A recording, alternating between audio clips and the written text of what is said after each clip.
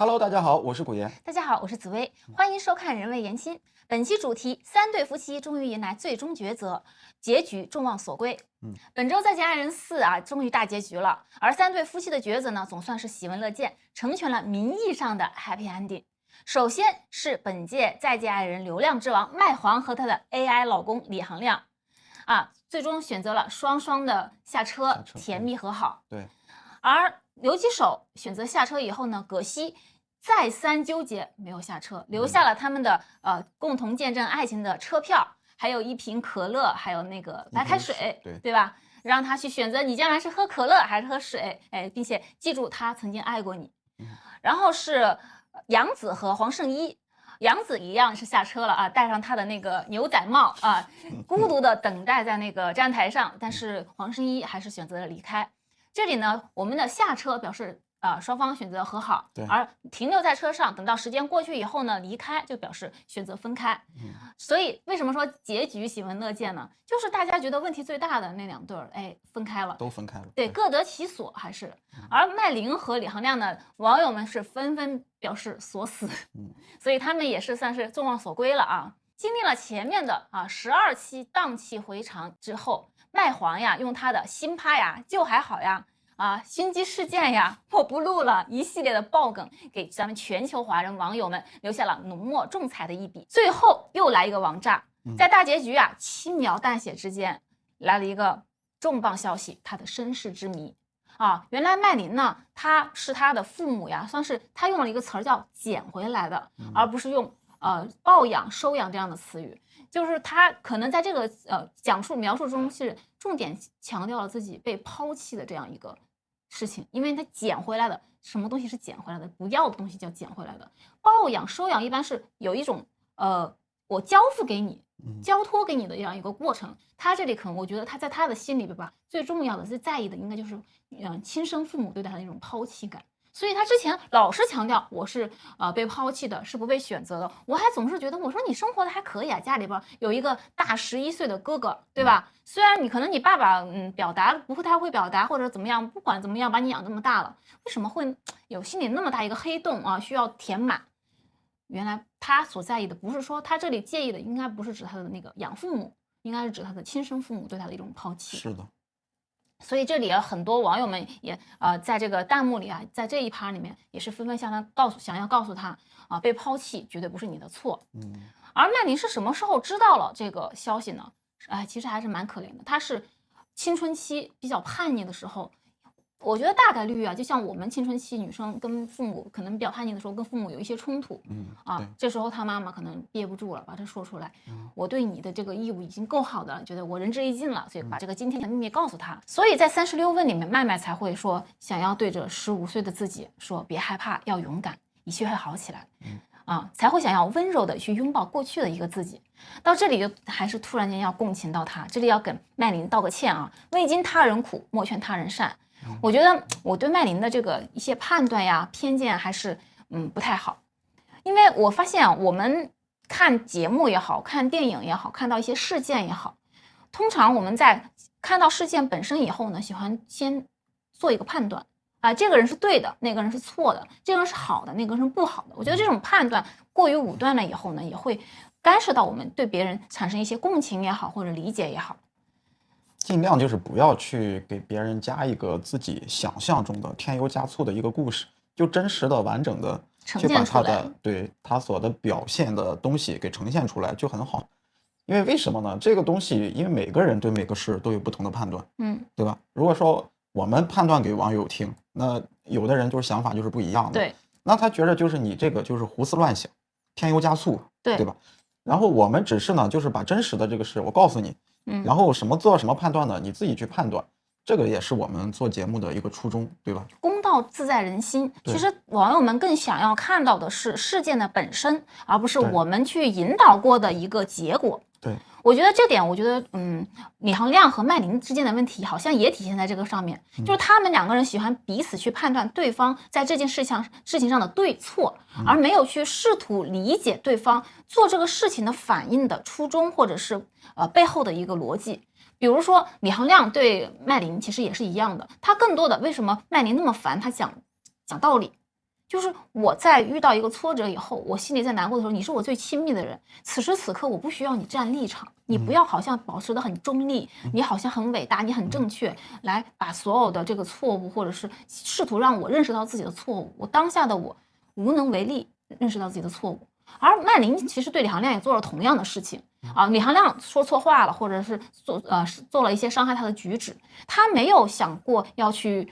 当下要去共情李行亮，而是指责他，判断他，哎，你这个事情就是不对，你就应该跟我道歉，你为什么不能跟我道歉呢？这个很难理解嘛。他俩最多的说的频率就是我理解不了。他俩的性格反正都有点问题，但是最终还是小两口挺恩爱的，这个也没什么可说的。然后麦琳呢，其实我觉得是这样，她有深深的被抛弃感，因为她原来经历过一次。这个呢，可能她已经没有记忆了，她很小的时候被抛弃了。当她知道这个事儿的时候，我们都是很能理解这个心情。对，因为我们在现实中也见过一些，父母直接就放弃了，然后被养父母给抱走的这种经历啊。其实我们那个年代比较普遍这种事情，挺多的。对，听说过很多啊。但是他一生就需要治愈自己的这个东西。但是能不能治愈好呢？我觉得也够呛，因为这个东西已经伤害产生了，你再去治愈它，也就是破镜也不能重圆，很难。就算老了之后，他也可能会对自己的孙子孙女说：“哎呀，奶奶当年是被抛弃的呀，什么之类的。”就想起自己的身世，然后就可能就不停的在流眼泪，在伤心。然后，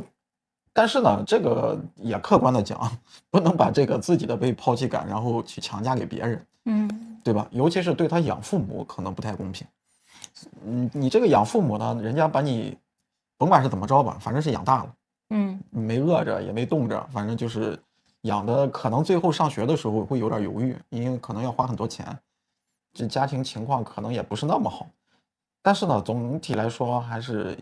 要感恩这个养父母，至少没有把你在外边的时候看着不管，然后就这么扔掉了。那这么小个小朋友，你在外边不管的话，他就走了，就死了，对不对？然后再就是呢，对李行亮这一块来说呢，李行亮我觉着应该是跟他有共情的，因为认识他的时候，他两个迅速的在一起，也都是因为自己感觉自己好像是个孤儿一样的这种感觉，然后两个人就心贴在一起了，抱团取暖。对，抱团取暖。但是你不能长时间的把这个锅甩给李行亮。互相理解应该，因为毕竟不是李行亮抛弃你的这个事，虽然你心里边有疙瘩啊，我觉得是这个样，所以说要分开去看啊，自己可怜自己可以啊，或者是，但是呢，对身边的人呢，就尽量不要用这种感情这种东西去说话，去绑架，对，就更多的还是要向内求自己的一种解决的一个方法，让自己从这个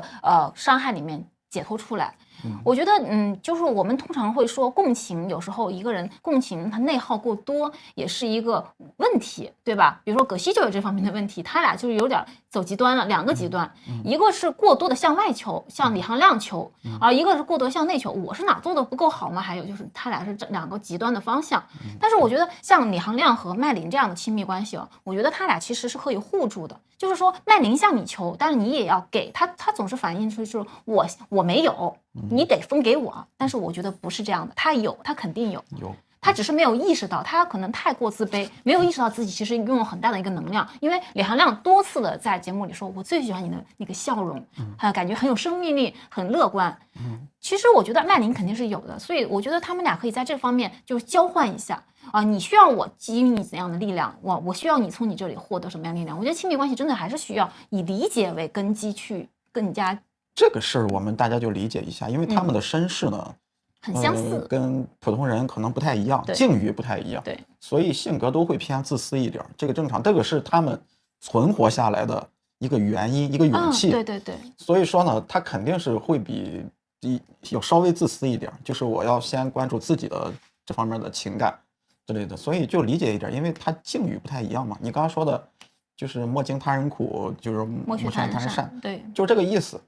所以说指责呢也指责了，反正但是呢，那个事儿我感觉也都不大，就是反正都是一些生活中的小事情，然后求一些，你给我一些，我给你一些，最终他们两个自己能自洽，能和解，其实也是挺好的。我觉得李行亮的这个自洽，我之前啊，我跟网友们大部分的网友们有一致的看法，就是总觉得李行亮你醒醒啊，吃点好的吧，是吧？但是我觉得我在做这个价值判断的时候，我自己有一点傲慢，高高在上，甚至对着麦琳会有莫名其妙的一种优越感。好像有一种，你看我好像比你更明事理一样的这种优越感，才去指责他。但是当你知道他的这个身世以后，当你知道他更具体的一些经历以后，你就发现我无权这样去做这样一个判断。包括李行亮的自洽，我觉得他也是一种自救，因为他可能在能量特别低的时候，他也没有更大的一个心思去成全各种各样的理解啊什么的。我只能向内求，说我自洽就好了，我先把自己保护好啊，先安抚好你的情绪，这才是我们共同生活在一起这么长久的他的一个心得和方式，我觉得这个很重要的。接下来是刘吉手和葛西，其实在这一部分里呢，我觉得葛西的那个哭和纠结也好啊，刘吉手在车下面深情呼唤，其实在看的时候当下我就有种你们高兴就好，但是呢这个地方我想值得我们去思考的一个点，就是葛西留下的那个车票这一部分。你看最后刘吉手是步行往回走以后，他是没有去看葛西留在站台上那个的可乐呀、水呀，还有那个车票，他是没有去看的。对。回到后那个房车上面后采的时候，也让导演组问他要不要看葛西的日记，他也是拒绝的。我觉得就是导演组啊，其实是很想煽情一把啊，想让刘吉手上演一个就是渣男醒悟以后的那种所谓的这种痛彻心扉也好啊，懊悔也好，愧疚也好，对吧？但是其实我觉得刘吉手当下可能心里边是真难受了，或者是他有自己的剧本，反正他是在这个部分吧，他是拒绝配合的。但是在这一趴里面，我个人理解哈，也向你请教一下，我觉得这一部分是不是就是男生在分开以后，对女生的曾经的那个付出的这种看到这个车票，像葛西想象中他应该会很感动也好，或者是很愧疚也好，也会很感伤、怀念之类的这些情绪，这算不算女生的一种自我感动的一种能上升到意淫的这种程度呢？首先，我是见过各种各样的男生，就不是说哪个男生他一定是一种表现，但是我可以跟你说，大部分男生啊，其实他不会被这些东西所感动，因为葛西他要感动的是自己，就是自己付出的青春，自己留着的这些东西。当然，男生可能看到了之后呢，也会很感动，但是具体有女生想象的那种，我要痛哭流涕，我要跪下来求你回来之类的这种，那就纯属想象。那些东西有时候感情这种事儿，就是那肯定有就更好，没有过去就过去了，各自安好也挺好。但是它上升不到一种，如果那个样的话，其实有点可怕的。你想想，对不对？有一点哈，有点像家暴男的那种，安家和那种。对，还要跪下来求你啊，怎么着，其实没多大必要啊。你把它想象的很美好，但是呢，实际操作起来，如果是他性格这么极端的一个男性的话，在你身边那是算是比较危险的一种情况吧。所以说留几手呢，其实我感觉他俩最好就是选择放手，挺好的。对，因为这个据我的观察，我看了很多留几手原来发的那些东西，葛西原来发的那些东西，我觉得他两个在一起啊，就是互相变得不好。对。然后留几手呢，就是让葛西影响了自己拔刀的速度，葛西呢就是让留几手影响了自己拔刀的速度。他俩在事业上反而就是1+1=2的这种感觉，对吧？留几手的粉丝老说他嘛，就是没有葛西压制你，你那个灵性就又回来了，对吧？那个葛西的粉丝就说你赶紧离开留几手吧，然后离开他之后，你就能独立自主的去发展自己想要的这些东西了。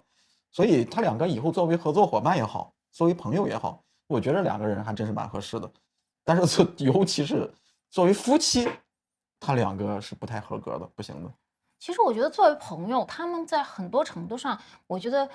就是见解其实是不太一样的。虽然他们都是单亲妈妈带大的，你也能看出单亲妈妈养大的儿子和单亲妈妈养大的女儿，其实它是完全不同的一个状态。你会发现，我在之前我其实想聊葛西关于这种爱情上付出过多，榨干自己的那种内在的那种状态。但是其实我在昨天看到一个故事以后呢，我又有不同的想法。就是我发现葛西对刘吉手的那种付出的那种他自己的那种内在的匮乏，其实有时候可能就源自于他母亲对他过高的一个要求和责难。就是这样的女孩嘛，她的自卑过多，自我的责难过多，就是她永远在反省自己。葛西之前说我为什么我总是找到这种对我不满意的男生，男生总是来挑我的刺儿，对吧？我总是留不住就是好的一部分。我发现她自己就会挑自己的刺儿。他是一个天天都在反省自己，天天都在自我剖析自己的问题的一个人，而他找的那个对象呢也好，包括他的母亲对他的这种爱的方式也好，也是以剖析他自己为主题的。你看，而刘吉手是恰恰相反的。刘吉手遇到一个事情，他有点巨婴，比如说他本身是他的责任，这个事情是他做错了一个决定，他会马上甩锅给葛西，而葛西居然会多次的他说怎么又是我。他会自我怀疑，可能就是我吧？为什么？要不然为什么前任也这样，你也这样呢？为什么我妈妈也觉得我做的不够好呢？对吧？当他想要向外求自己的一些某种自信的时候，想要成长的时候，他开始拒绝这个声音了。那你说我不好，那也不好。他现在虽然有一点点矫枉过正，但是我觉得这是一个好的现象，就是他在慢慢的相信自己，倾听自己的声音。只是我觉得葛西的一种判断吧。我觉得他对于这种外界的声音啊，他缺乏一点点思辨的一种能力。就是好的声音，各种声音，你听到以后，我觉得他需要自己内部消化一下，哪一个声音对我是有用的，哪个声音对我来说其实是无意义的。比如说我们说女性成长这部分，这个欧美的打扮也好呀，对吧？包括其他的一种形式主义东西也好，我觉得对他来说可能意义不是那么的大，或者说离婚这个形式。他要的其实不是这个，有的时候我们会发现有些女性，即便离婚了，离婚不离家的也有，也没成长也没有成长。反正我身边也有这样的很多这样的女性哈，她们分开了以后，依然在等着前夫给她一些生活费没有按时给，她就去要，就去闹，这是哪里算成长啊？这个其实不是啊。现在网上说那个笑话，最有情绪价值的前夫就是前夫哥。前夫的话过来的时候，肯定有的时候他感觉对不起这个女的，他可能就对她特别好。但是我觉得葛西跟刘吉手非常典型。其实这个节目最大的好处呢，就是这3对夫妻各有各的问题，是吗？是我们在社会上见到的非常典型的3对夫妻，对吧？就是相互之间不理解。刘吉手跟葛西呢，其实我感觉说白了，其实还是最重要的是事业上的问题。他俩虽然说了很多这种生活上的这种问题，乱七八糟的啥事儿都有，但是最终还是事业上他俩互相有阻碍、阻挠，对吧？你看他俩直播就是自说自话，谁也不理解，而且谁也不插谁的茬，而且他们粉丝的这个价值观也是完全是对立的，对。他们粉丝之间的价值观对立就造成了什么样呢？就是葛西跟刘吉手合体直播的时候，刘吉手的粉丝会攻击葛西，而葛西的粉丝肯定也会攻击刘吉手，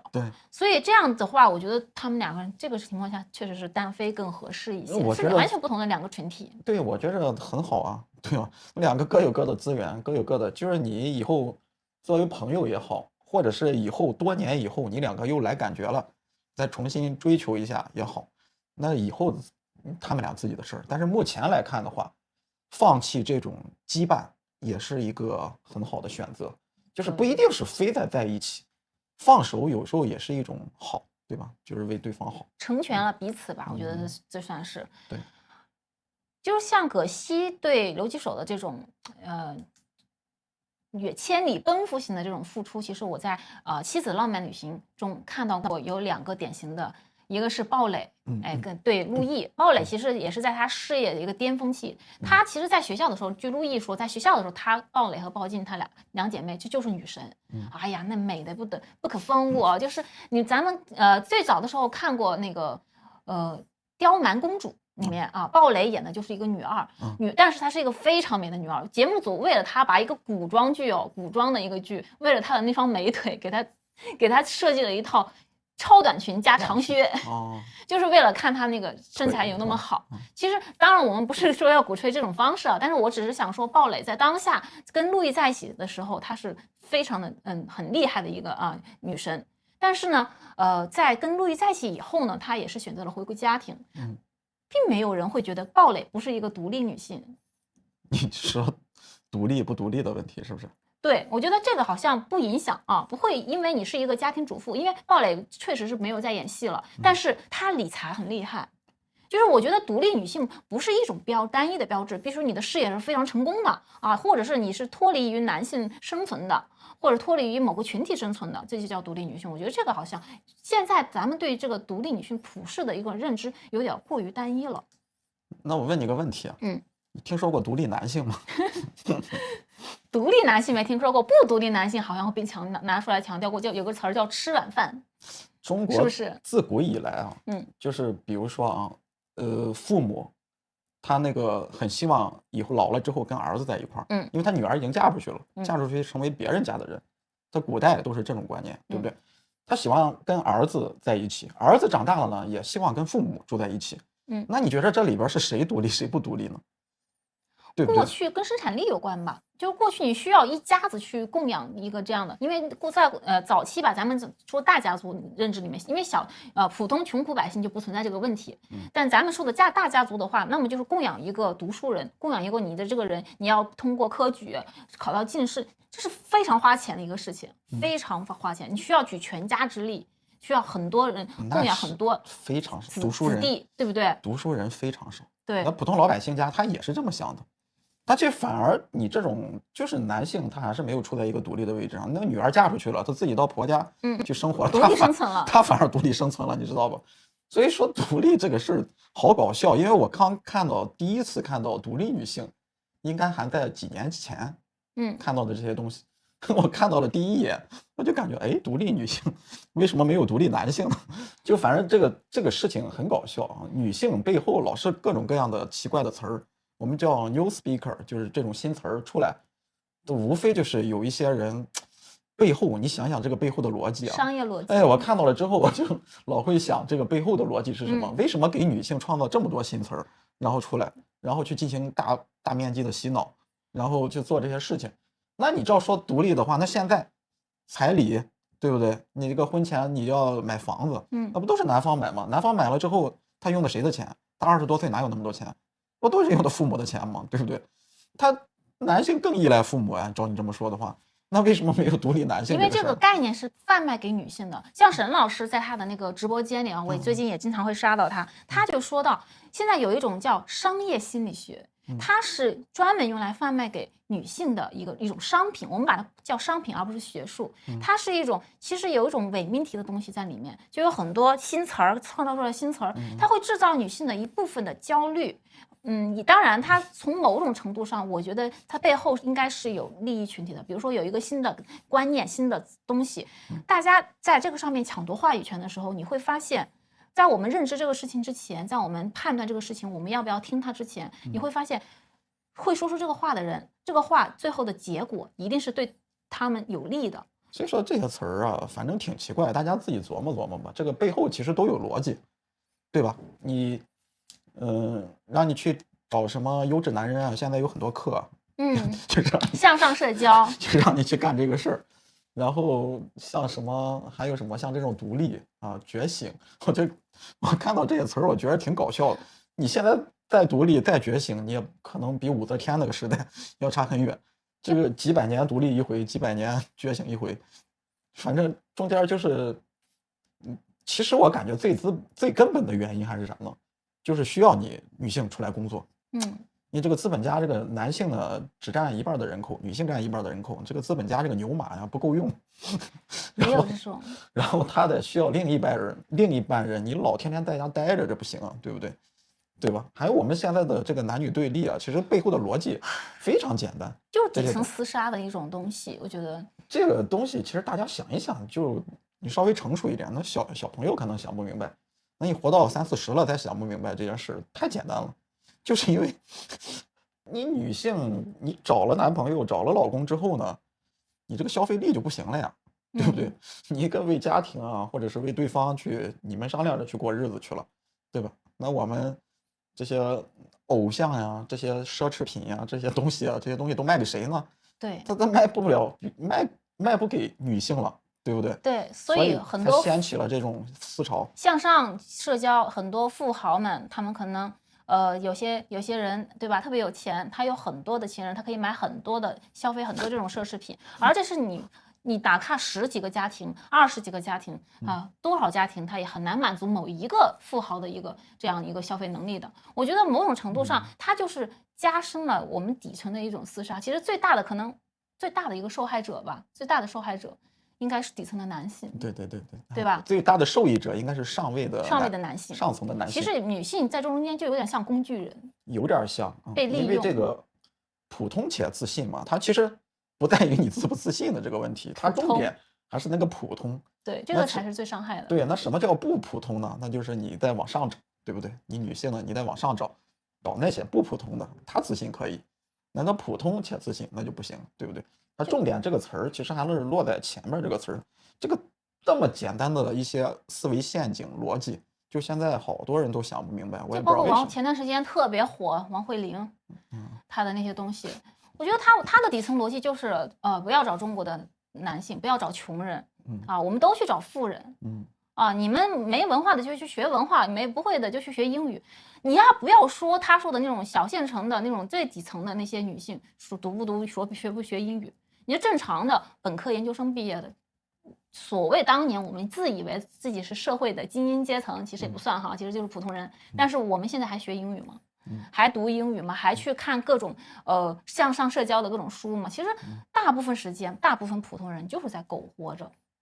我们向心里边寻求更多的答案，其实是让我们活得更好。但是我觉得，活得更好的方式，一定不是说去彻底的换掉你的怎样的父母或者怎样的伴侣，这不是最重要的，最重要还是向内求吧。就像程丽莎啊，我们在这个妻子的浪漫旅行里面也讲过，经常会看到她在里面反映，她其实就是当时吧，她追郭晓东的时候，她就是典型的白富美。当初有一个词儿叫倒贴倒贴穷小子，农村穷小子郭晓东，对吧？郭晓东虽然在刚出道的时候他还是很帅的，但是从家世背景来说，程丽莎应该是跟他是不匹配的但是现在你看到他这个女生很幸福的，经常出来秀恩爱，秀自己的所谓的恋爱脑，对吧？但是你会发现他的那种对郭晓东做的那些付出真的不比葛西少葛西说从深圳到那个到厦门，从厦门到深圳去看这个留几手，对吧？但实际上程丽莎就说，郭晓东无论在哪里拍戏，他只要说想我了，千难万险我都会去。好厉害！但是这里你就不会觉得他有委屈在里面，你会觉得这个女的好强啊，对吧？而且就是他们之间的坎坷，那也比葛西他们要多。葛西说起这个刘几手的前女友都是什么什么白瘦幼什么之类的，对吧？那还是网红人家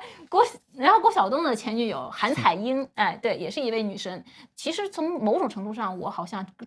更知道韩彩英一些，在早期的时候，在那个时期，她是在跟程丽莎分手以后，又跟韩彩英谈过恋爱，并且带着韩彩英去过山东老家见父母。后来是因为家里边反对，反对以后呢，他就说，程丽莎说不对，是我婆婆不喜欢他。然后他就跟郭晓东说，他说你有没有觉得你当时太草率了？你怎么就能随便带一个女朋友去老家看父母呢？郭晓东特别直男的说，我并没有觉得当下是草率的行为，他其实就是说我其实当时是真的想跟他走入婚姻殿堂的，对吧？然后程丽莎还是非常自信的，就看着他的眼睛，非常坚定的说，不是。我婆婆不喜欢他，她说她只是无法沟通，她不对，就是不喜欢他。其实这里面就是一个女生的一种自信，她不会介意，也不会去怀疑自己是我当时不够好，让你中间人家趁虚而入也好，或者那个女生到底有多好呀，她有多么的完美她根本不在意。甚至她说，曾经他俩，因为他俩是先在一起的嘛，然后分开以后，那个他俩有共同的邮箱。那个共同邮箱，程丽莎就默认那是自己在用，然后郭晓东也默认自己在用，他俩都一直在共用一个邮箱，而不知道，在郭晓东跟韩彩英分手的一段时间里，好长一段时间里，韩彩英所有的邮箱都送到了程丽莎那里，程丽莎还没告诉郭晓东，他说你为什么不告诉我呀？他说我为什么要告诉你啊？对他。这就是我觉得这是一个女孩的一个自信，她根本不会去向内耗的去说我不够好，我不够优秀，所以说我哪里做的不行。就是自信是一个人可贵的、非常珍贵的品格。对，他跟你普不普通一丝毫关系都没有。对，每个人都应该自信一点。所以就是我们还是要坚持这种自信的人、普信的人都有人爱的，但是自卑的人就没人爱，就是这个意思。最后的就是杨紫和黄圣依这一对，我觉得他们这一对反而就是有点搞笑啊！杨紫戴着那个帽子呀，站在那个站台上，就被人配上了一个那个汤姆猫戴着一个白色同款帽子，穿了一个西装，站在那里的一个表情，太有意思了，我觉得特别像一个空巢老人。咱杨哥这是多有喜剧天分的一个人，他只要不刻意的去演喜剧，他就很搞笑。他这个人他就很搞笑。他看他年轻的时候有很多刻意去拍的这个喜剧片，那个太傻了，太辣眼了。对，他只要开始哭，开始认真的跟你说话，那天然的带有一种喜剧的色彩。